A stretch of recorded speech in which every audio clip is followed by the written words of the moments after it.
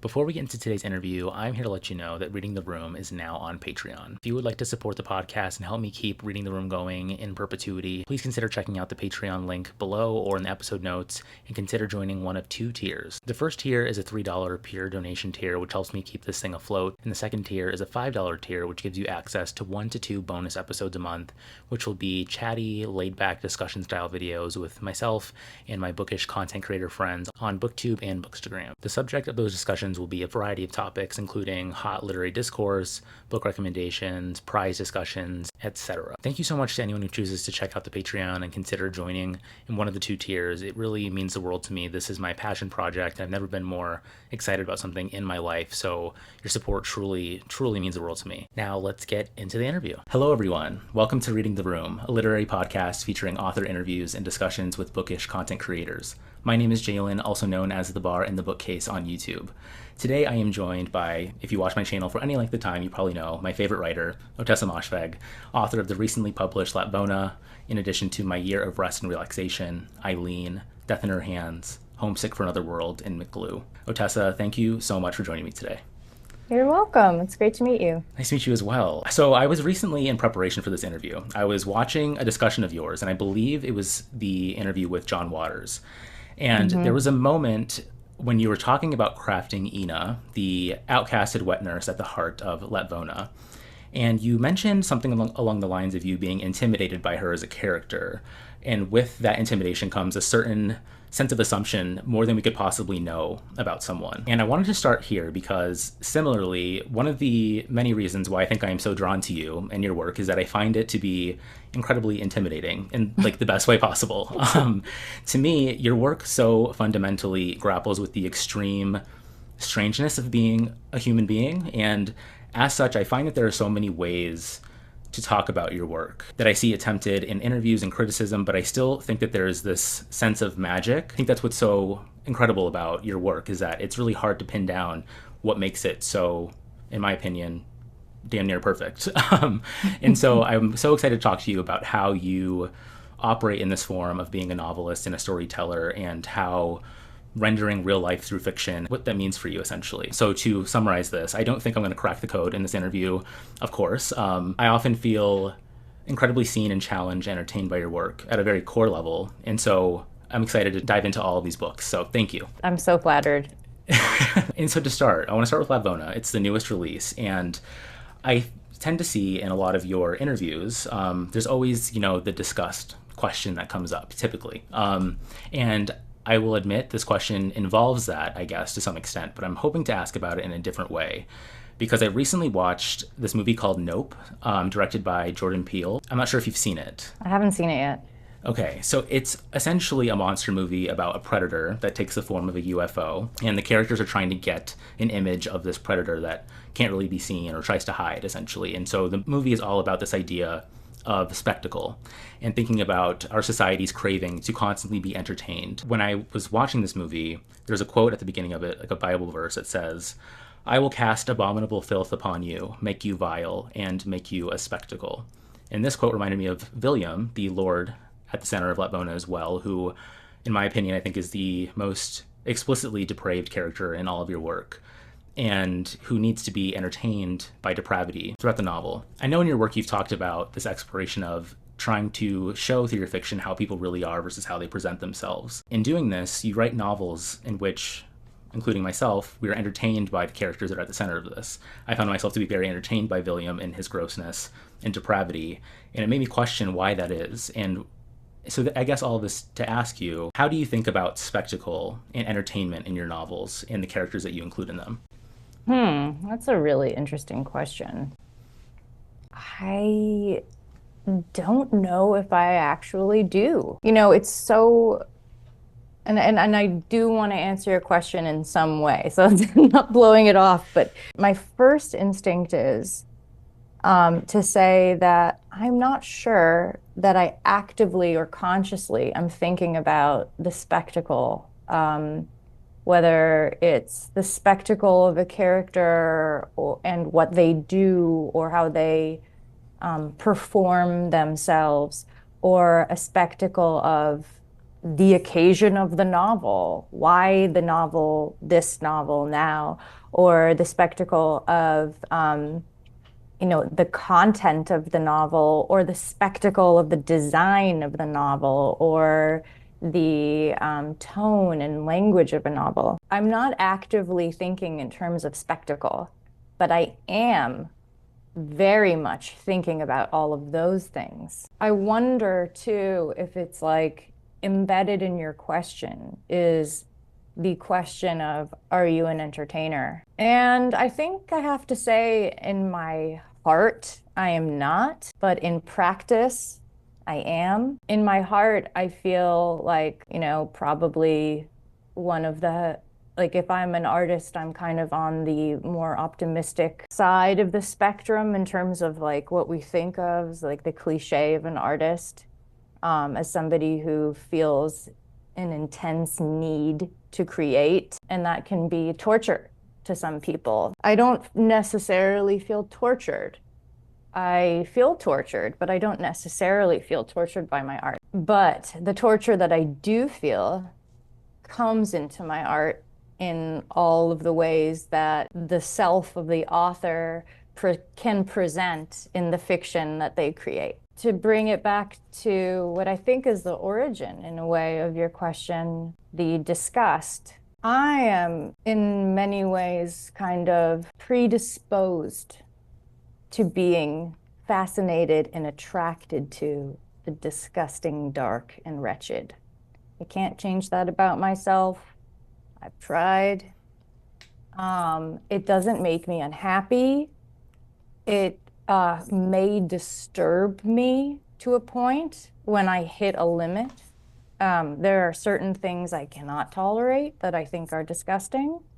And then there are, there's everything else, which is vast and, full of variation. But what fascinates me the most is the range of human experience, how unexpected it is, and how it does not always line up with the fantasy of human experience that we expect. And so I think in disgust, there's shock, there's repulsion, there's unease, but there is also power. If I think about it this way, I could eat 1,000 completely fine sandwiches. And then if I eat a sandwich and I find a hair in my sandwich, I'm going to think about that hair. I'm going to remember that sandwich. And that's me. Like, I'm just speaking for my own experience. And I know this because I have eaten thousands of sandwiches and I can't remember them. They're mostly like the same Veggie Delight Subway sandwich that I was addicted to for many years. No more. But yeah, I mean, there's something about when something surprises you, grosses you out, it makes an impression. And I think, in my work, in not all of my work, but in a lot of my work, I've used not just disgust, but moments that are designed by the novel to say, oh, wake up a little bit. I'm not like, wake up, you. You're not having a normal experience here. This is a new experience for you. Be present with it if you want. You might have a new thought while it's happening. And that's like what I live for. I think that kind of also lends itself to why I think your books are distinctly Moshfeghian, I guess, in terms of you being the author of them, and it feels like that when I'm reading your books. But then also there's a new experience every time, and I'm always surprised by your work. And for Latvona in particular, there's many things that are surprising about it. But I recently read Middlemarch by George Eliot, and I've been thinking about like polyphonic novels in terms of having many voices in a novel. And it seemed like Latvona for you was quite a departure, I mean, objectively, in terms of how the narrative is told. And I wanted to ask you about this idea of the contrast between narratives of the self versus a more macro approach to storytelling, and if you think that that is going to be something that you continue doing. Yeah, it is.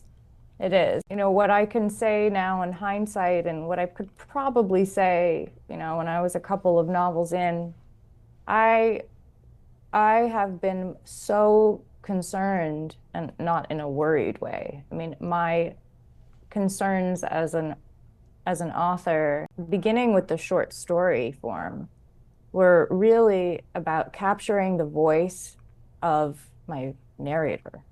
And having your narrator be your protagonist was a wonderful way of having your character tell their own story. So I got really into the results of my writing to be a kind of delivery of monologue. Obviously, not all of my writing process is just like, you know, speaking. I'm thinking very carefully about the voice of my narrator, how this person talks and thinks, and how they would move the story around in order to tell it, yes, and also how I would move the story around in order to reveal things that maybe the narrator doesn't know they're revealing. And so I had this whole paradigm of how I wanted to deliver a story through a protagonist's subjective perspective. And then in 2020, when the world, it was very clear, was going through something that, you know, people in our lifetime had never experienced before, my worldview shifted very jarringly, like everyone else on Earth probably. And I thought about that subjective lens and what would happen if I widened it. So Lapfona was sort of the result and the practice of me doing that. I wanted to write the story through one narrator, but taking on a cast of characters and having the ability to move in and out of them, to observe them and to hear their thoughts, to know their secrets and to not know them. What it did for me was it was really fun. First of all, I can't say I enjoyed writing a book as much as I enjoyed Lapfona. And it also, I think, kind of opened up the possibility of different kinds of storytellings. And it's interesting. I mean, it's sort of like, you know, a very literal way to expand as a writer. And so I am trying that. The thing that I'm practicing writing right now is the process is taking a different form. And I think it's because of the experience I had writing Lapfona. I'm adjusting to the story in a way that I couldn't have predicted. This is basically what I mean is, to be really simple, when I had the ambition to write what I'm writing right now, I pictured it in first person and started writing it in first person. And I was like, this isn't good. This isn't doing it. This isn't having the effect. And then I rewrote the beginning in third, and I was like, oh, that's creepy. That is creeping me out. And then I got really excited. I mean, who knows? Maybe the effect isn't creepy at all. But for me, that movement from inner voice to observing voice was very strange and, yeah, kind of inspiring. It's a good trick, I think, if anyone is stuck out there. Try switching your, you know, if you're in first person, try switching to third and vice versa. One through line that I found in watching your interviews and the way that you speak about your novels and your characters, it seems to be this blend of a very personal experience, very physical experience for you, determining what is working in your work, then also kind of applying literary form or technique and how those things sort of alter that for you. And I remember I was watching another interview in which you were talking about Lisbeth in Lapfona and how you felt, you know, sad about her ending and thinking about her as a character and speaking about her in a way that was treating her as a real person in a sense. Mm-hmm. And one thing that I've been thinking a lot about this year is realism in fiction as a metric and how authors consider that for themselves. So could you speak on how you think about your characters post publication? Well, there are some characters that stick with me that really do feel like real people. Lisbeth in Lapona is definitely one of them, and so is Grigor. Actually, there are a lot of characters in Lapona that feel real to me. But it's harder when you're when in the process of writing the novel, I'm writing in the first person and I have to occupy the space and mind and body of my narrator protagonist, that there's so much of me feeling like them that when I walk away from the book, they're just a part of me now. So, like I can get into talking about like a character like Eileen. I mean, looking at her from the outside post writing, I can sort of speculate about, what her motivations are and, why she is the way that she is and why she does the things that she does. But that wasn't the way that it originated. It really originated through the process of like mediumship in a way. I would say it's like a combination of mediumship and method acting, where I have to really become this person to understand all the nuances of how they would tell their story, which really necessarily include the subtle ways that they are being deceptive. So I guess I want to move maybe to my favorite of your work is Death in Her Hands. I am obsessed with that novel, and I've been trying to think about why exactly that is. I think it's fun to challenge myself to try to pin down my thoughts on it, because sometimes I find it to be sort of difficult in terms of being able to verbally sort of express why that is versus like the very visceral feeling I have when reading all of your books. But in terms of that one, I think why I love it is that I had this blend of aesthetic enjoyment of that novel, like the idea of an older woman walking through the woods with her dog, finding a weird note, being very creeped out by that note, and then kind of seeing how her mind space plays out through the rest of the novel with hidden depths to it. It's just exactly what I would ever want in a novel. But I also think in terms of the form of it and how you reach the ending, which I think is brilliant. I loved that sort of meta style of writing that book. So I guess my question about Death in Her Hands is, in terms of finding distinctive voices such as Vesta, every individual on this planet is unique in some sense. And I'm wondering how you find the right voices to include in a novel versus letting them sort of just be in your mind. How does that work for you? Well, I mean, I think I don't have that many voices in my mind. Um, but like I think we can all kind of go about our day and we can hear our thoughts and there's a part of us that's like, no, why did you break that glass? That was so stupid. Or, oh, I should get up and go to the bathroom before I have to leave. Like we have all of these ways of talking to ourselves and what it feels like to be a novelist. And I have some friends that are novelists, and I bet you that they would say that it's kind of the same for them. There's a voice that you hear when you think of your novel, and the loudest one that excites you the most is the one that you listen to, you know? That also, ties into the short stories that you craft, and I love your short stories so much. I've been deciding between two of my favorites, which one I love the most, and the two are A Better Place and my new novel. I love those. So just going to short stories generally, I also wanted to thank you for introducing me to Amy Baradale, because Oh, I love this collection so much, and I feel like there's, of course, so much in conversation between your work. But I guess before diving into those stories, how do you think about short story writing now? Because I know it's been a couple of years since Homesick was published, and how that looks for you in the present moment. yeah, it's been like 5 years. That's crazy. I took a really long break. Well, long for me. 5 years is a long time. Even when you're 41, 5 years is a long time. I took a long break from the short story. It was because I wrote A Better Place and realized I had reached the end of that project and that part of my life. A Better Place is the last story in Homesick for Another World, and the title comes from that story. I knew I needed a break because there was something about A Better Place that really freaked me out.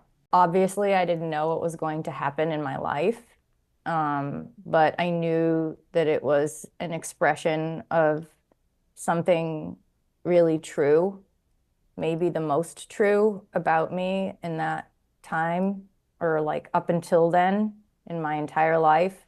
That story captured so much of what I had been holding, and the relationship between the sister and the brother, and the heartache there, the love there, was something that I also was holding. I had to go and like live some life in order to have some other means by which to access the short story. And I did that. I wrote my new novel sort of like around the time that I think I was sort of finishing up the first draft of my year of rest and relaxation. It was I mean, yeah, it was a very, and I was living in East Hollywood, just like Jerome Littlefield, and struggling to finish my novel. So it was sort of like a comedy that was born out of my own experience. I mean, I often exploit my own experience in order to find the way into a project if I feel the need to. And since then, I have written a couple of things, but I'm not sure that I know what the short story means to me in the future. Yeah, it's a very, to me, the short story is like a really sacred art. I mean, so is the novel in a different way, but I feel like a short story is, I don't know if it's funny to me. Like it's almost like a short story is like something that's written in stone, and a novel is something that is way more fluid. Yeah, I don't know. I have it on my list of things. Well, yeah, a couple of days ago, I was like, okay, here are the fiction projects that I want to do. And I wrote down a short story. And so, I mean, I really believe in like the power of making lists, you know?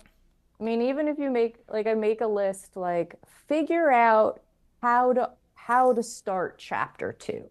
Like that was on my list the other day.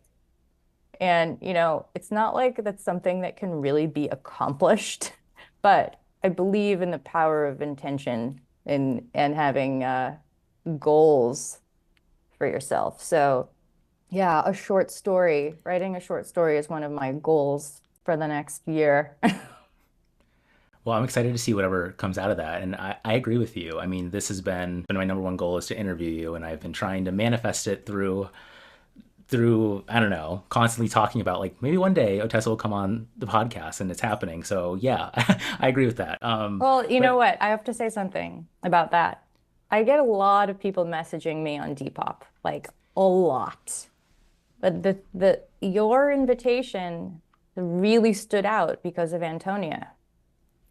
And Antonia Angress is a debut author of this incredible book, Sirens and Muses. And she was my student at Brown. And I watched her interview. I was like, okay, yeah, I'll do this because I feel so, oh, I'm just so incredibly impressed by her.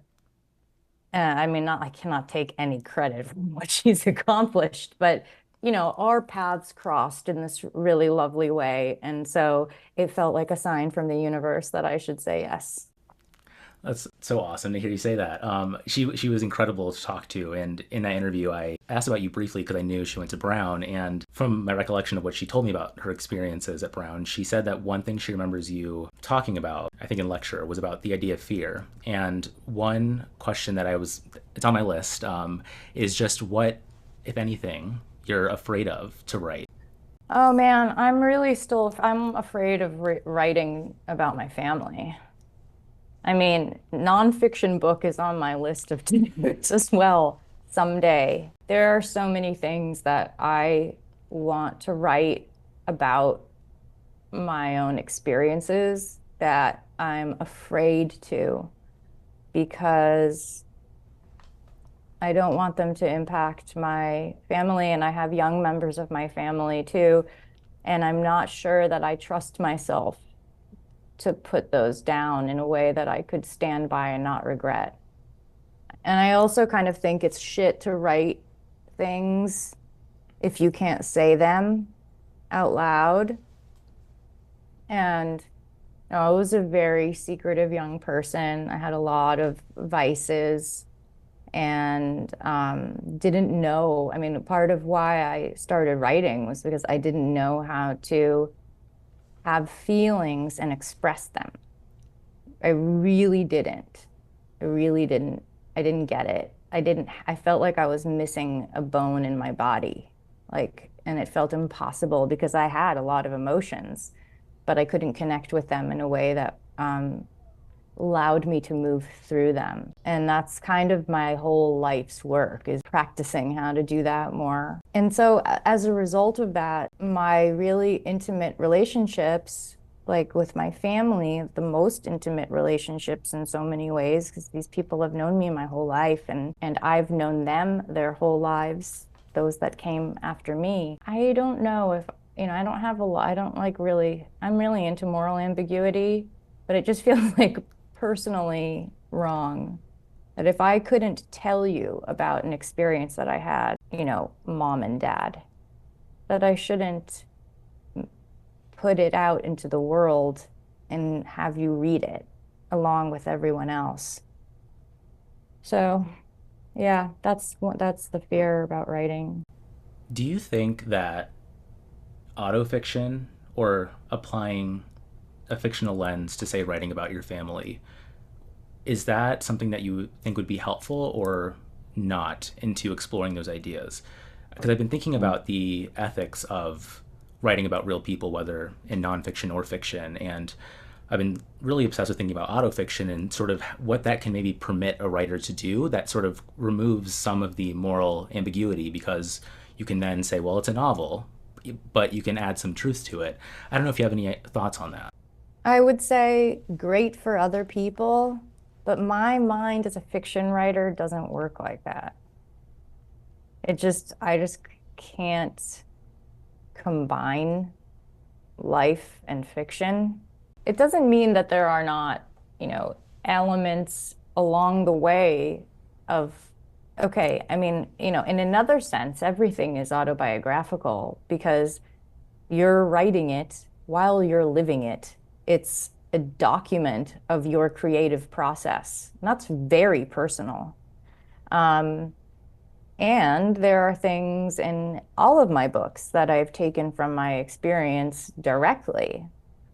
But are they autofiction? I don't know. That term, I think, is maybe going to evolve. And I can't really say that I know that I've read autofiction, although, like a month or so ago, I did an event here in Los Angeles at one of my favorite bookstores here called Stories. And they had a reading. It was me and several other really cool people. Not that I'm the cool person. I was just like, I was one of a group and everybody was cool. And it was supposed to be autofiction. I really just like had no idea what to present of mine that was autofiction. So what I ended up doing was presented that short story that you mentioned, my new novel, because it's as close to autofiction as I care to admit, because it's about a writer, a neurotic writer. So is that true that that's like a current curiosity for you is exploring comedy? I don't know if, I mean, I kind of remember saying that in an interview, but things shift pretty wildly. Um, and the thing that I thought was a comedy is actually really serious. Or I'm supposed to think it's serious, and then later we'll see that it's a comedy. I don't know. That's happened before. Going to publication, thinking about, the objective immense success that you've had over the last few years, do you think publication and, attaching your name to a final product that is a novel, has that changed your writing or the way you think about fiction generally? Yeah, it has really empowered me, basically. Like, I think that's like the really simple thing. Knowing that I have people who care enough to be interested enough to read my books, it makes it very easy not to quit, you know? I mean, not like I would quit, not like I would quit, but it's like there is, I think, this question of, what am I contributing? My life is finite. I don't know. I always think, oh, I'm not going to live very long, you know? I'm like, what am I giving to the world with the gift of life? I get to be alive. I get to have a mind and hands. I mean, although, you could write without them, but pretty attached to my hands. I get to have all these things. And what am I doing to give to what am I doing with those things? So, yes, it's empowering to know that what I'm doing has some value for others and not just me, you know?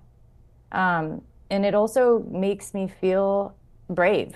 Seeing, going through I mean, talked about the publishing process, the procedure of that. I don't know. I mean, I've published like 5 or 6 books, and each time the coming out process is different. And with Lapvona, I was really thrown. There was so much what I felt was negative and critical and like snarky in response to a novel that I felt, and there's plenty of fair arguments against why my feelings might not be good predictive information. But I felt that I had written a book that was really about spirituality. To see people, what in my interpretation, again, very, very me focused here, misinterpret the story and the intention of it, and kind of like drag it through this sort of what felt very nasty, made me feel so mad that I knew I had to keep writing. It's like, well, I cannot wait to get back to my work because this part of the job is bullshit.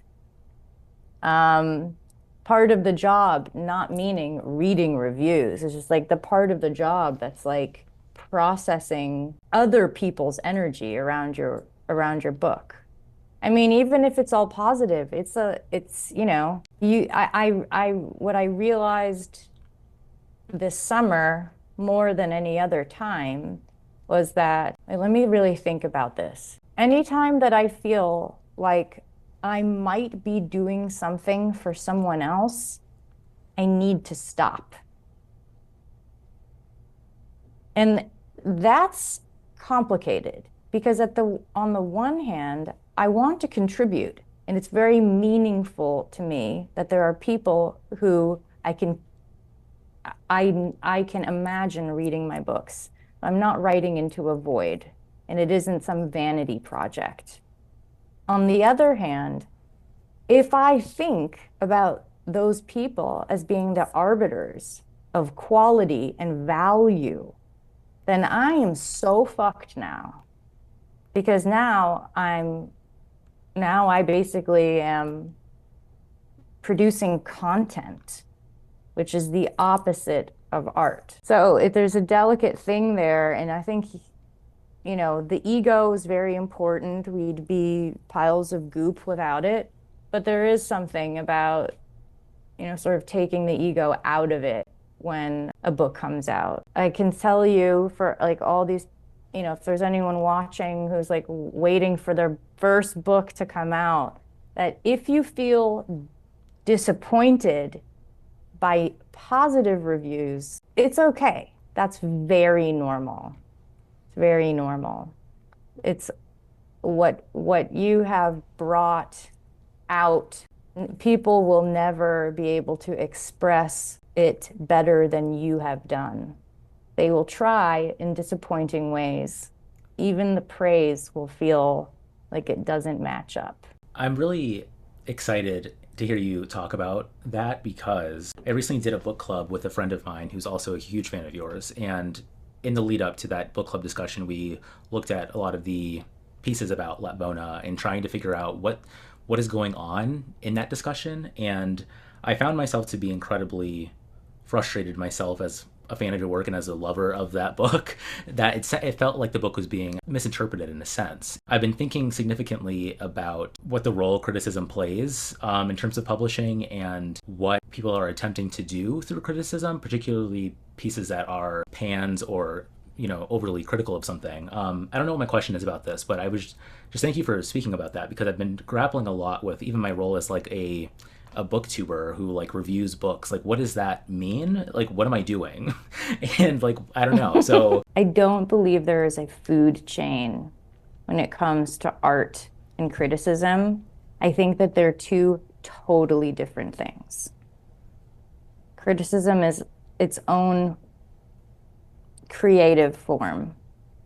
It can be an art form. I think that probably the most liberating way to look at it is that you're doing your own thing. It seems important to you that you're true to yourself, and that's really admirable.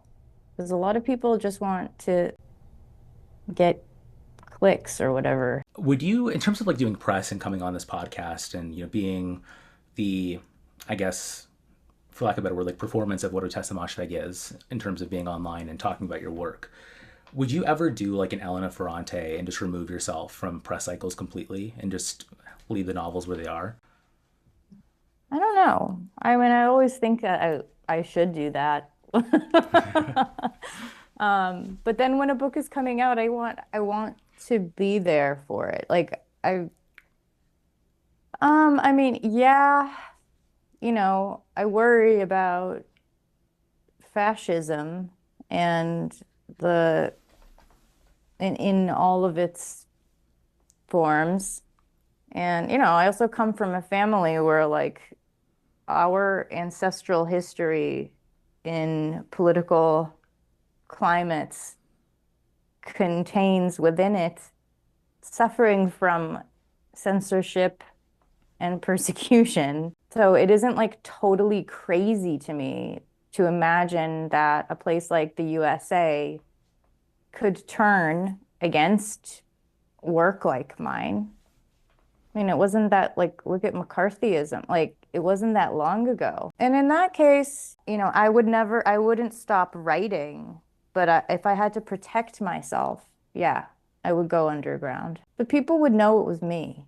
So there's really no point. I mean, that's the thing. I have so many stories I want to tell. And sometimes I think, oh, I should just be like, every 3 months, like ghost writing or writing under a pseudonym and just like getting these things out because they're there. And I'm like, well, I can't not write like me. And it's a great skill that when people can. So yeah, it's kind of pointless to hide. But Elena Ferrante, that's not her real name, right? It's not her real name. Yeah. I mean, she seems like she had a real game plan. I'm afraid I'm not more familiar with her or her work, but it's one way to do it. Right. Going to the Depop of it all. I wanted to ask you about, that as an extension of your authorship and doing something completely different. I mean, how has that been for you generally? It's been like very therapeutic. I don't identify as a hoarder. I identify as a collector. And it's something that I want to change. I'm not sure it will change. I have been collecting things my entire life. I wanted space. Putting them on Depop was both like this really fun, weird thing to do, and then turned into something that was actually like so adorably sweet. It's like really sweet for me that people connect with me through these little objects and like garments that I chose. I mean, some of these things are like, I don't remember buying them, to be honest. And like I've had some of these things for decades, decades. It's been surprisingly heartwarming. I think it's really good to have a hobby. Collecting vintage has been my hobby. And it's, for me to release these things back out into the world, makes me feel like my hobby has not been like a completely OCD nightmare. Thank you. I mean, for accepting my message on there. I was really battling with myself whether to attempt to contact you on there because I know it's something different. But so thank you. So going to your next work, this is my last question. I believe it's The Passenger. Is that correct? The Passenger is a long-term project. It's an unpredictable project. While I'm waiting to hear back from The Passenger, I have a lot of other things cooking. One of them is a fiction project, and a lot of other things on the stove are film projects. Working in film has been really just like mind-blowing, to be cheesy about it. I've never collaborated with people, and I always thought I would be such a shit collaborator because I'm very controlling. I would never like collaborate or like allow someone into my novel as a collaboration. But filmmaking is such a collaborative process, and I figured out I actually really love working with with people that understand me and don't understand me. And I have to struggle to be understood. And I have to share a vision. And I have to fail over and over again and learn how to do something and take a risk and sound like an idiot in a Zoom meeting. Be really open-minded and have the highest standard for myself. Because if I don't hold up my side of the table, it'll all fall just like everybody else. So it's been awesome. It reminds me you talking about collaboration about like Taylor Swift and how she wrote like her third album completely by herself, but then she recently has talked about like the joys of collaboration. And so I don't know, it's interesting thinking about novelists writing in a lonely capacity versus trying other things in which you have to talk to other people. It's interesting. Yeah. I'm an only child growing up, so I've always been sort of in my solitude reading books. So that's something that I find challenging. And this also challenges me to talk to authors and stuff. But I'll have to say, yeah, and this has been a pleasure. It's cool to hear you say all that, because the characters that I'm writing right now are only children. And I've been thinking about that a lot because I'm not an only child. And that's always been fascinating to me, the relationship between the only child and the parents. And just I think it's a very significantly different way of moving through life. So cool. I'm excited to read those and likely relate significantly. Maybe. Yeah. Maybe. Well, Otessa, thank you so much for joining me today. You're welcome. Thank you everyone for watching. Bye.